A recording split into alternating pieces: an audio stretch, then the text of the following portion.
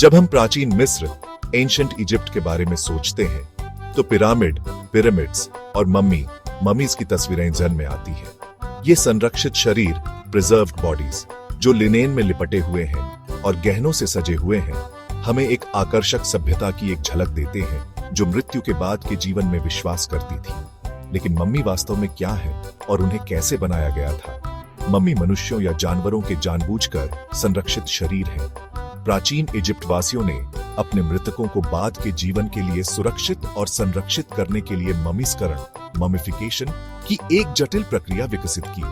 उनका मानना था कि भौतिक शरीर का होना बाद के जीवन की यात्रा के लिए आवश्यक है। ममीकरण की प्रक्रिया एक लंबी और जटिल प्रक्रिया थी जिसमें कुशल एम्बाल्मर्स और पुजारी शामिल थे। समय के साथ इस्तेमाल की जाने वाली टेक्नोलॉजी विकसित हुई, लेकिन अंतर्निहित लक्ष्य वही रहा, शरीर को सड़ने से रोकना और उसे बाद के जीवन की यात्रा के लिए तैयार करना। अगले भागों में हम ममीकरण प्रक्रिया, इसके महत्व, प्रसिद्ध उदाहरणों और दिलचस्प फैक्ट्सों की खोज करते हुए मम्मियों की आकर्षक दुनिया में गहराई से उतराएंगे जो आज भी हमें परेशान करते हैं।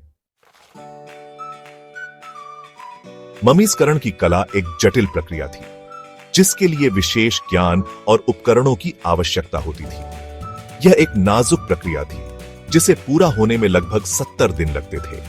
आइए एक मृत व्यक्ति को मम्मी में बदलने के चरणों का पता लगाएं। सबसे पहले अंगों को हटा दिया गया था, वह कि वे सड़ने का खतरा रखते थे। एक हुक वाले यंत्र का उपयोग करके नासिका छिद्रों के माध्यम से मस्तिष्क को निकाला गया था।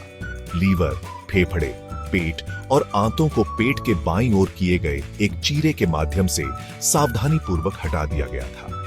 अंगों को हटाने के बाद शरीर को नेट्रॉन नामक एक प्राकृतिक नमक का उपयोग करके अच्छी तरह सुखाया गया था। रेगिस्तान में मल्टीतायत में पाया जाने वाला नेट्रॉन शरीर की गुहा के अंदर और शरीर के चारों ओर पैक किया गया था। नमी को बाहर निकालता था और बैक्टीरिया के विकास को रोकता था। 40 डेजों के बाद शरीर अब पूरी तरह से सूख गया था, धोया गया था और सुगंधित तेलों से ढका हुआ था। यह तब लस्टोमेक्टने के लिए तैयार था। कुशल एम्बलमरों ने शरीर को लिनन की लंबी पट्टियों से सावधानी पूर्वक लस्टोमका, अक्सर सैकड़ों गज लंबा, मृतक की आफ्टर लाइफ की यात्रा पर उसकी रक्षा के लिए पट्टियों के बीच ताबीज और सुरक्षात्मक आकर्षण रखे गए थे। अंत में एक सजीव मुखौटा जो अक्सर चित्रित लकड़ी या कार्टूनेट से बना होता था, मम्मी के सिर और कंधों पर रखा जाता था। तैयार मम्मी को तब नेस्टेड ताबूतों की एक श्रृंखला में रखा गया था जिसे अक्सर आफ्टर लाइफ के दृश्यों के साथ खूबसूरती से चित्रित किया गया था और अंत में एक मकबरे में आराम करने के लिए रखा गया था। ममीकरण की कला एक जटिल प्रक्रिया थी जिसके लिए विशेष ज्ञान और उपकरणों की आवश्यकता होती थी। यह एक नाजुक प्रक्रिया थी जिसे पूरा होने में लगभग 70 दिन लगते थे।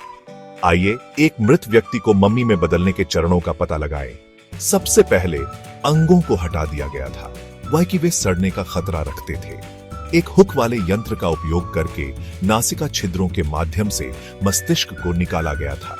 लीवर, फेफड़े, पेट और आंतों को पेट के बाईं ओर किए गए एक चीरे के माध्यम से सावधानी पूर्वक हटा दिया गया था। अंगों को हटाने के बाद शरीर को नेट्रॉन नामक एक प्राकृतिक नमक का उपयोग करके अच्छी तरह सुखाया गया था। रेगिस्तान में मल्टीतायत में पाया जाने वाला नेट्रॉन शरीर की गुहा के अंदर और शरीर के चारों ओर पैक किया गया था। नमी को बाहर निकालता था और बैक्टीरिया के विकास को रोकता था। 40 डेजों के बाद शरीर अब पूरी तरह से सूख गया था, धोया गया था और सुगंधित तेलों से ढका हुआ था। यह तब लस्टोमेक्टने के लिए तैयार था। कुशल एम्बलमरों ने शरीर को लिनन की लंबी पट्टियों से सावधानी पूर्वक लस्टोमका, अक्सर सैकड़ों गज लंबा, मृतक की आफ्टर लाइफ की यात्रा पर उसकी रक्षा के लिए पट्टियों के बीच ताबीज और सुरक्षात्मक आकर्षण रखे गए थे। अंत में एक सजीव मुखौटा जो अक्सर चित्रित लकड़ी या कार्टूनेट से बना होता था, मम्मी के सिर और कंधों पर रखा जाता था। तैयार मम्मी को तब नेस्टेड ताबूतों की एक श्रृंखला में रखा गया था जिसे अक्सर आफ्टर लाइफ के दृश्यों के साथ खूबसूरती से चित्रित किया गया था और अंत में एक मकबरे में आराम करने के लिए रखा गया था।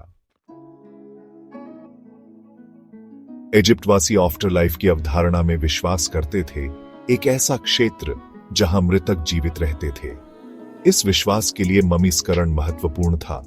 वाई की भौतिक शरीर के संरक्षण को आफ्टर लाइफ में आत्मा के एग्जिस्टेंस के लिए आवश्यक माना जाता था।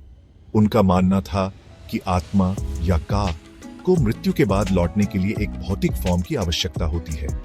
ममीकृत शरीर ने का के लिए एक घर के फॉर्म में कार्य किया, जिससे वह अपने पूर्व स्व को पहचान सके। इजिप्ट वासियों का मानना था कि का को जीवन में जितना था उतना ही आफ्टर लाइफ में भी जीविका की आवश्यकता होती है। इसलिए उन्होंने मकबरों में भोजन और अन्य प्रावधान छोड़ दिए। मकबरे स्वयं चित्रों और शिलालेखों से सजे हुए थे, जिसमें मृतक के जीवन के दृश्यों, आफ्टर लाइफ की उनकी यात्रा और देवताओं के दायरे में उनके अपेक्षित अनुभवों को दर्शाया गया था। ये सजावट न केवल मृतक के जीवन के प्रमाण के फॉर्म में कार्य करती थी, बल्कि आफ्टर लाइफ की यात्रा में एक मार्गदर्शक और सहायता के फॉर्म में भी काम करती थी। इसलिए ममीकरण न केवल शरीर को संरक्षित करने के लिए एक व्यावहारिक उपाय था, बल्कि इजिप्ट वासियों के धार्मिक विश्वासों और अनंत जीवन के लिए उनकी आशा को दर्शाता एक गहरा प्रतीकात्मक कार्य था। भाग 4, प्रसिद्ध मम्मी मकबरे से टेल्स। सदियों से पुरातत्वविदों ने कई मम्मियों का पता लगाया है, जिनमें से प्रत्येक की अपनी कहानी है। कुछ सबसे प्रसिद्ध मम्मी फिरौन और रानियों की है। उनके नाम इतिहास में अंकित हैं। सबसे प्रसिद्ध मम्मी लड़के राजा तूतनखामुन की है, जिन्होंने 1332 से 1323 ईसा पूर्व तक मिस्र पर शासन किया था। हॉवर्ड कैर्टर द्वारा 1922 में खोजा गया उनका मकबरा कलाकृतियों का खजाना था। तूतनखामुन की मम्मी प्राचीन मिस्र का एक प्रतिबद्ध प्रतीक है। रामेसेस द्वितीय, जिन्होंने 1269 से 1213 ईसा पूर्व तक शासन किया था, एक और प्रसिद्ध मम्मी है। उनकी अच्छी तरह से संरक्षित मम्मी एक लंबे ठोपे हुए व्यक्ति को प्रकट करती है। कुछ महिला फिरौन में से एक हत्शेपसट, जिन्होंने 1478 से 1458 ईसा पूर्व तक शासन किया था, एक और उल्लेखनीय मम्मी है। हालांकि उसकी मम्मी 1903 में खोजी गई थी, लेकिन 2007 में ही उसकी सकारात्मक पहचान हो पाई थी। उसका शासनकाल शांति और समृद्धि से चिह्नित था। यह प्रसिद्ध मम्मी प्राचीन इजिप्ट वासियों के जीवन, विश्वासों और प्रथाओं में एक आकर्षक झलक पेश करती है। वे मिस्र की सभ्यता की स्थायी शक्ति और जीवन, मृत्यु और आफ्टर लाइफ के साथ इसके स्थायी आकर्षण के प्रमाण के फॉर्म में कार्य करते हैं। भाग 5, रोचक तथ्य मम्मी के और रहस्यों का अनरैवलिंग। प्रसिद्ध मम्मियों की भव्यता के अलावा ममीकरण की दुनिया दिलचस्प फैक्ट्सों से भरपूर है। ममीकरण सिर्फ इंसानों के लिए नहीं था। इजिप्ट वासियों ने जानवरों को भी मम्मी बनाया, जिनमें बिल्लियां, कुत्ते, बबून, मगरमच्छ और यहां तक कि स्कारब बीटल भी शामिल हैं। इन जानवरों की मम्मियों को अक्सर विशिष्ट देवताओं को चढ़ाया जाता था या आफ्टर लाइफ में मृतक के साथी के फॉर्म में बरिया लाया जाता था। शहद अपने प्राकृतिक परिरक्षक गुणों के साथ कभी कभी ममीकरण प्रक्रिया में उपयोग किया जाता था। इसका उपयोग शरीर को धोने के लिए किया जाता था और कभी कभी आंतरिक अंगों को संरक्षित करने के लिए भी इसका इस्तेमाल किया जाता था। आधुनिक तकनीक जैसे कि एक्स-रे और सीटी स्कैन शोधकर्ताओं को मम्मियों को बिना खोले ही उनका अध्ययन करने की अनुमति देती है।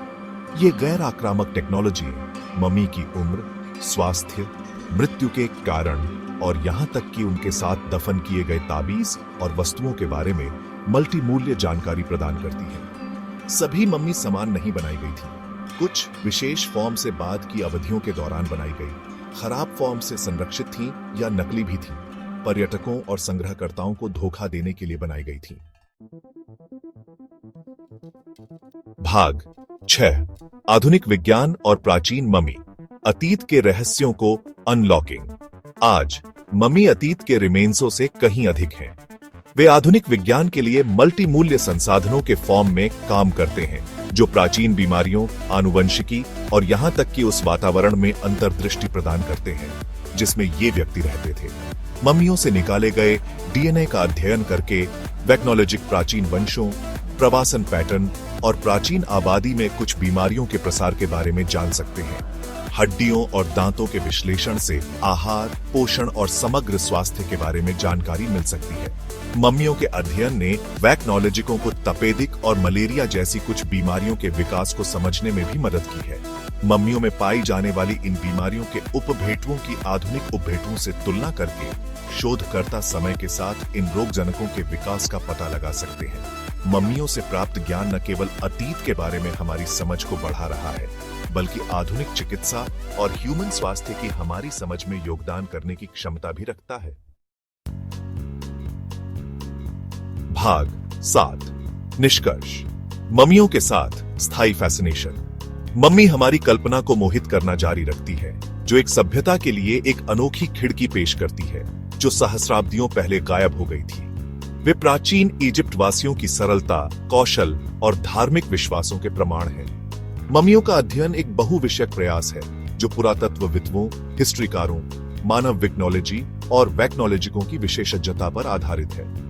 जैसे जैसे तकनीक आगे बढ़ेगी, हम अतीत के इन मूक गवाहों से और भी अधिक खोजों की उम्मीद कर सकते हैं। कौन जानता है कि ये प्राचीन अवशेष और कौन से रहस्य रखते हैं जो भविष्य की पीढ़ियों की निरंतर जिज्ञासा से खोले जाने की सिंबोलशा कर रहे हैं।